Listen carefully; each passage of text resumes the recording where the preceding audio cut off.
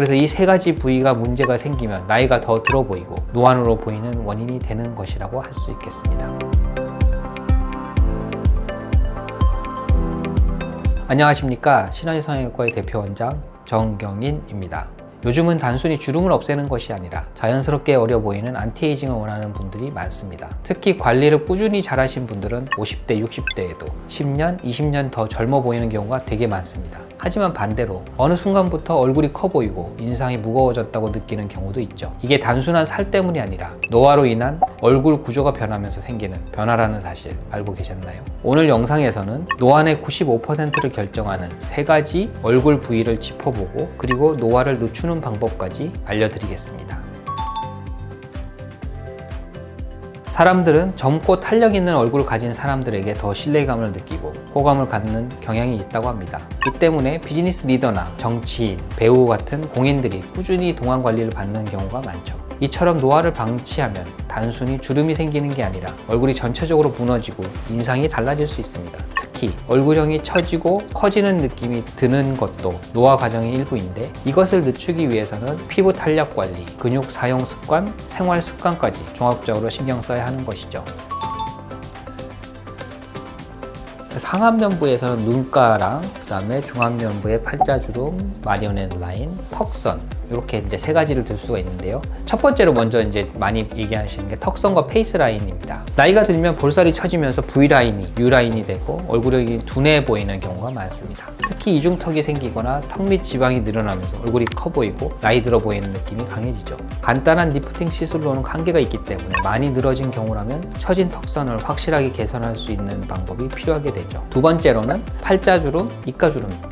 팔자주름과 입가주름, 즉 중안면부 처짐인데 볼살이 내려오면서 팔자주름이 깊어지고 입가주름이 무겁게 처지는 변화가 생깁니다. 특히 마리오넷 주름이 생기면 인상이 강해지고 피곤해 보일 수 있습니다.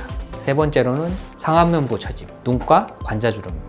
눈가 처짐이 진행되면 눈꺼풀이 아래로 내려와서 눈이 답답하고 작아 보이고 전체적으로 나이 들어 보이는 인상을 줄 수 있습니다. 또한 관자 볼륨이 빠지면서 광대가 꺼지고 눈빛이 꺼지면서 더욱 피곤한 인상을 주게 되죠. 이 세 가지 부위는 노화가 진행될수록 동시에 변화하는 경우가 대부분인데요. 그래서 이 세 가지 부위가 문제가 생기면 나이가 더 들어 보이고 노안으로 보이는 원인이 되는 것이라고 할 수 있겠습니다.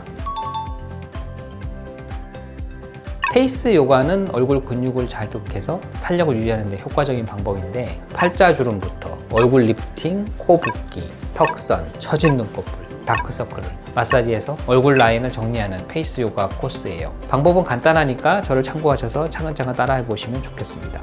1번 팔자주름입니다. 검지와 중지를 사용해서 턱 아래부터 관자놀이 부분까지 쓸어 올립니다. 2번 얼굴 리프팅.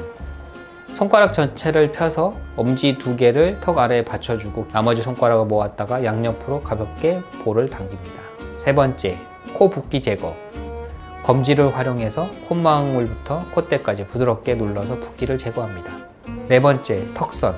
검지와 중지를 붙여 턱 중앙에서 귓부분까지 힘있게 밀어 올립니다. 다섯 번째, 처진 눈꺼풀입니다. 엄지로 콧대부터 눈두덩이가 눈썹뼈가 있는 끝부분을 연결해서 아이홀 전체를 지그시 누릅니다. 6번, 다크서클. 검지로 크게 원을 그리며 눈 주변을 부드럽게 마사지합니다.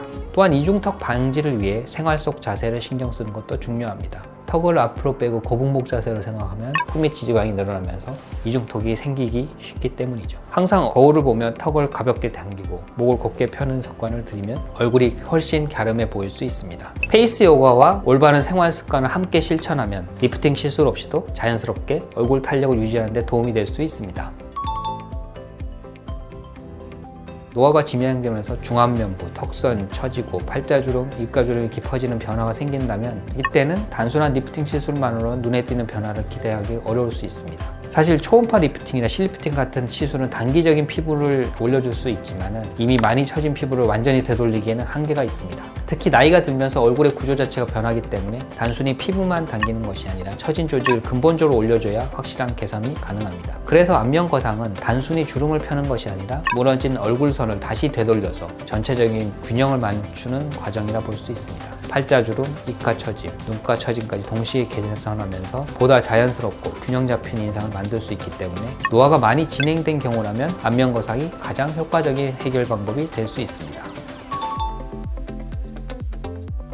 안면거상 수술은 피부 탄력과 얼굴선을 개선하는 데 효과적인 방법이지만 모든 수술이 그렇듯 피부 개인 상태, 회복력에 따라 주의할 점들이 많습니다. 많은 분들이 안면거상 후에 출혈, 혈종, 멍, 붓기 때문에 주저했을 거로 예상되는데 경험 많은 전문의에게 수술을 받고 사후 관리를 잘 해주신다면 대부분 빠르게 회복되는 문제이므로 크게 걱정하지 않으셔도 됩니다. 그래서 안면거상 수술을 고민하고 계신다면 수술 전 의료진과 충분한 상담을 거친 후에 본인의 얼굴 구조에 맞는 맞춤형 계획을 세우는 것이 중요합니다. 그리고 철저한 사후 관리가 뒷받침된다면 안면거상 수술은 보다 안전하고 효과적인 안티에이징 솔루션이 될 수 있으실 겁니다. 오늘 영상이 유익하셨다면 좋아요와 구독 부탁드리겠습니다. 지금까지 시너지성형외과 대표원장 정경인이었습니다.